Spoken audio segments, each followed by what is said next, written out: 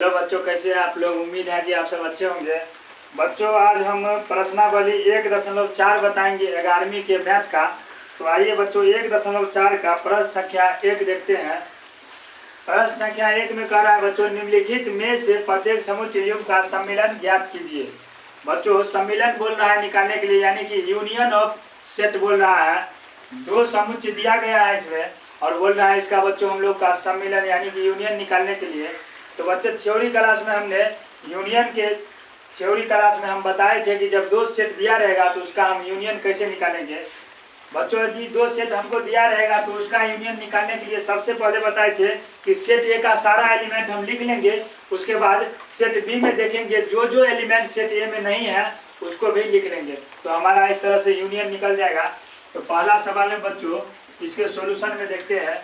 इसमें बच्चों दिया गया है सेट एक्स इक्वल टू 1 3 5, यानी कि एक्स में 3 को एलिमेंट दिया है, वाई में भी 3 को एलिमेंट 1 2 3 दिया है। तो बोल रहा है एक्स यूनियन वाई निकालने के लिए। तो आइए बच्चों, एक्स यूनियन वाई निकालते हैं। एक्स यूनियन वाई में सबसे पहले बच्चों एक्स का सारा एलिमेंट पहले लिख लेते हैं। 1 3 5 है तो 1 3 5 लिख लिए। अब बच्चों वाई में देखेंगे कौन कौन एलिमेंट इसमें नहीं है, जो जो नहीं है उसको इसमें भी शामिल कर लेंगे। क्या एक है तो एक है, इसको नहीं शामिल करेंगे। 2 है तो 2 नहीं है बच्चों, तो 2 इसको शामिल कर लेंगे। 3 है क्या तो 3 है, 3 को नहीं शामिल करेंगे। इस तरह से बच्चों हमारा पहला का आंसर निकल गया, यानी कि एक्स यूनियन वाई निकल गया। अब प्रश्न संख्या दूसरा पर चलते हैं बच्चों।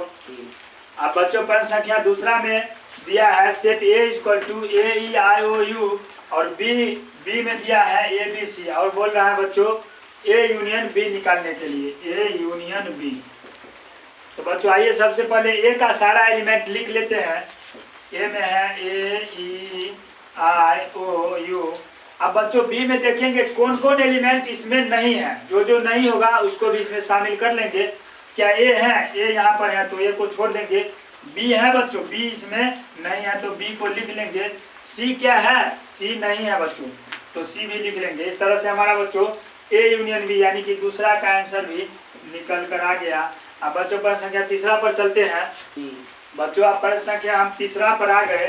तीसरा में कह रहा है कि सेट ए बराबर बच्चों एक्स सच दैट एक्स एक प्राकृतिक संख्या और 3 का एक गुणज है, यानी कि बच्चों इसको सेट बिल्डर फॉर्म में दिया गया है। और बी में कह रहा है एक्स सच दैट एक्स संख्या 6 से कम एक प्राकृतिक संख्या है। इसको भी बच्चों हम लोग को सेट बिल्डर फॉर्म में दिया गया है। पहले इसको रोस्टर फॉर्म में कर लेते हैं, तो हमको एलिमेंट पता चल जाएगा कि इसमें कौन कौन है, फिर उसका यूनियन निकालेंगे। तो बच्चों सेट ए में करा एक्स सच दैट एक्स एक प्राकृतिक संख्या और 3 का एक गुणज है। 3 का गुणज का मतलब बच्चों 3 का पहाड़ा। 3 का पहाड़ा कहाँ तक चल जाएगा, 3 6 9 12 15, ये बच्चों है ना इनफाइनाइट तक चला जाएगा। इस तरह से इस सीरीज में अब बच्चों करा एक्स सच दैट एक्स 6 से कम एक प्राकृतिक संख्या। प्राकृतिक संख्या बोल रहा है सेट बी में बच्चों कि 6 से कम एक प्राकृतिक संख्या। तो 6 से कम प्राकृतिक संख्या बच्चों 1 2 3 4 और 5 होगा। अब बच्चों हम लोग को एलिमेंट का पता चल गया। अब हम लोग ए यूनियन बी आसानी से निकाल लेते हैं।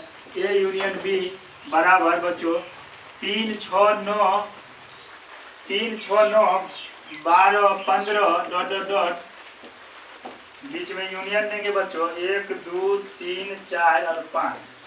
अब बच्चों इसका हम यूनियन निकालेंगे, या तो सबसे पहले इसको लिख लेते हैं या सबसे पहले इसको लिख लेते हैं। पहले इसको बच्चों लिख लेते हैं, काहे कि इसमें सीमित एलिमेंट है और ये इनफाइनाइट तक गया है। उसके बाद इसको लिखेंगे तो ए यूनियन बी हमारा हो जाएगा बच्चों, पहले 1 से 5 तक लिख लेते हैं, 1 2 3 4 5। उसके बाद बच्चों क्या 3 है, इसमें 3 है तो छोड़ देते हैं।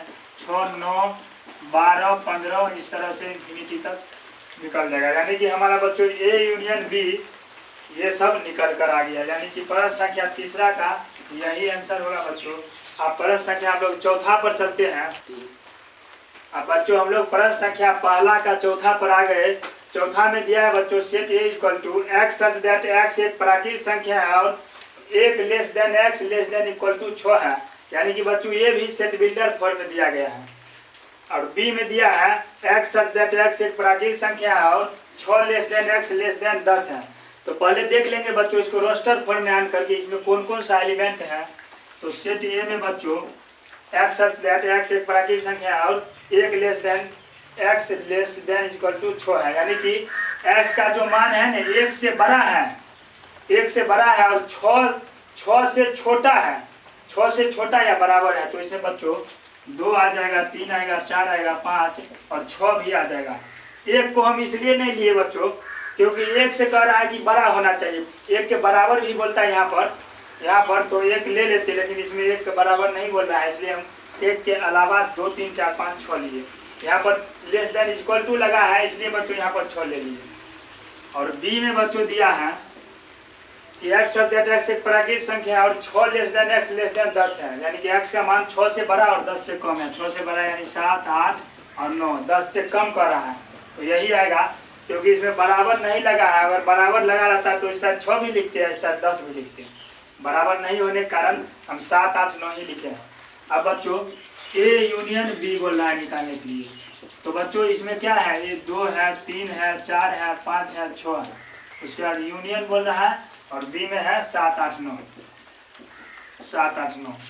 इसलिए बच्चों हमारा A यूनियन B निकल जाएगा। पहले 2 3 4 और 5 और 6 लिख लेंगे। 6 लिखने के बाद बच्चों इसमें देखेंगे कौन कौन सा एलिमेंट इसमें नहीं है, उसको 7 है क्या, 7 नहीं है तो 7 को लिख लेंगे। 8 है, 8 भी नहीं है, 9 भी नहीं है। इस तरह से बच्चों हम लोग का प्रश्न संख्या चौथा का आंसर A यूनियन B निकल कर आ गया। अब बच्चों हम लोग प्रश्न संख्या 5वां पर चलेंगे। अब बच्चों हम लोग प्रश्न संख्या 5वां पर आ गए। 5वां में दिया है बच्चों सेट A इक्वल टू 1 2 3 और B इक्वल टू 5 दिया है। 5 जिसमें भी दिया जाएगा बच्चों उसमें इसका मतलब ये होगा कि कोई भी एलिमेंट नहीं होगा। तो हम बच्चों जब A यूनियन B इसका निकालेंगे तो ये तो 1 2 3 दिया है यूनियन में और B में बच्चों 5 दिया है। क्या इसका A का सारा एलिमेंट लिख लेंगे A यूनियन B में, A यूनियन B में A में बच्चों 1 2 3 आ गया और इसमें 5 है। 5 मतलब बच्चों कोई एलिमेंट है ही नहीं उसमें, तो उसमें हम क्या लिखेंगे, इसलिए हमारा A यूनियन B निकल कर 1 2 3 ही आएगा। इस तरह से बच्चों 1.4 का प्रश्न संख्या पहला खत्म होता है। दूसरा पर चलते हैं बच्चों। अब बच्चों प्रश्न संख्या दूसरा पर आ गए। दूसरा में कह रहा है कि मान लीजिए कि सेट A बराबर A B दिया है, B बराबर A B C दिया है। उसके बाद पूछ रहा है बच्चों कि क्या A सबसेट B है, और उसके बाद फिर कह रहा है कि A यूनियन B ज्ञात कीजिए। पहले हम ये देखेंगे कि A सबसेट B है कि नहीं। बच्चों सबसेट यानी कि उपसमुच्चय है कि नहीं। उपसमुच्चय में बताए थे कि A का सारा एलिमेंट यदि समुच्चय B में होगा, सेट A का सारा एलिमेंट B में, तो A B का उपसमुच्चय होगा बच्चों। तो हम देख लेते हैं पहले A में बच्चों A कोमा B दिया है और B में बच्चों A comma B comma C दिया है। अच्छा आप देखते हैं बच्चों क्या A का सारा एलिमेंट यानी A B में है, क्या B में है या नहीं। तो A और B देखेंगे, A भी है और B भी है, यानी कि बच्चों A का सारा एलिमेंट B में मौजूद है। इस तरह से हम कह सकते हैं कि सेट A सेट B का उपसमुच्चय है।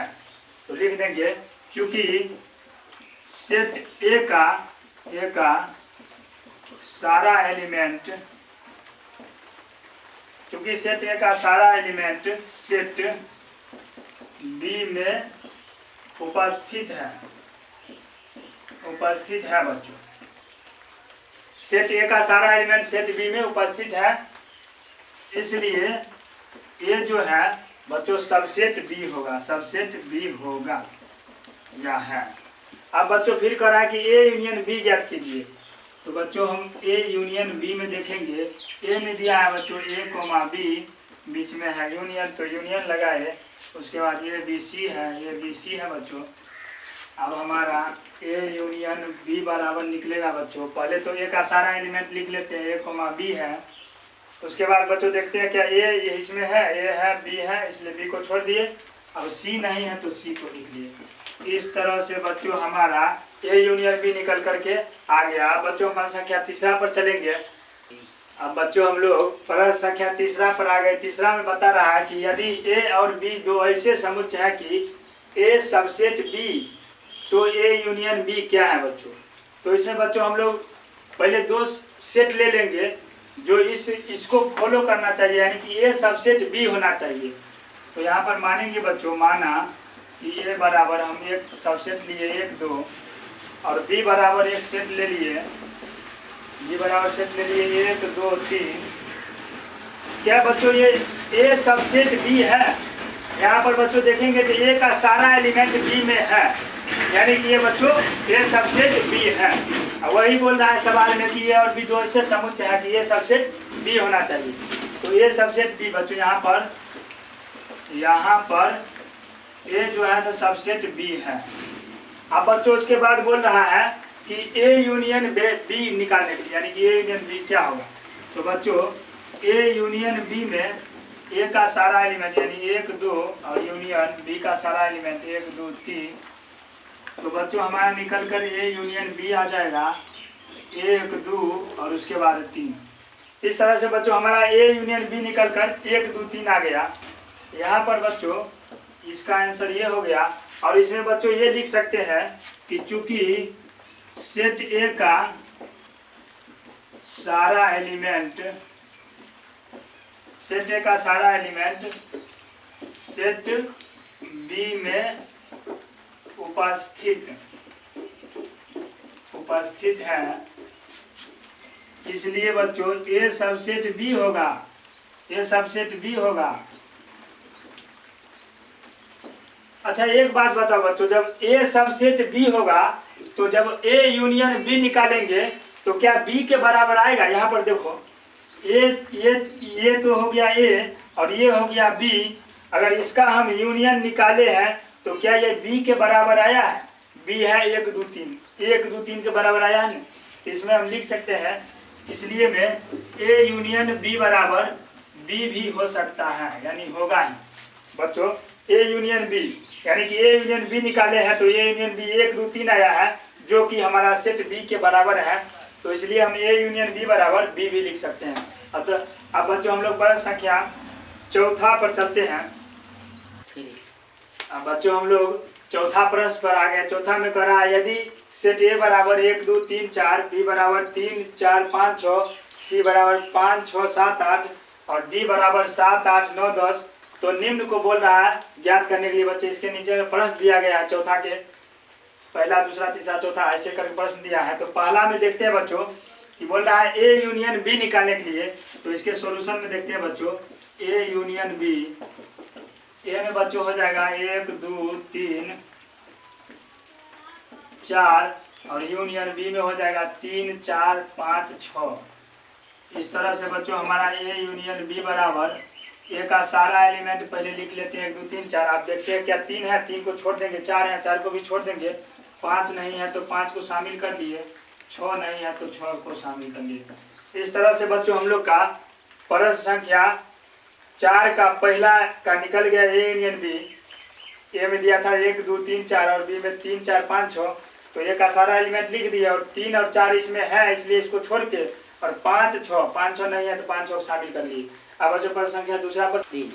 अब बच्चों हम लोग चौथा का दूसरा प्रश्न पर आ गए। दूसरा में कर रहा है कि ए यूनियन सी निकालने के लिए। तो इसके सॉल्यूशन में बच्चों हम लोग ए यूनियन सी बराबर ए में बच्चों 1 2 3 और 4 है, यूनियन सी में बच्चों 5 6 7 8 है।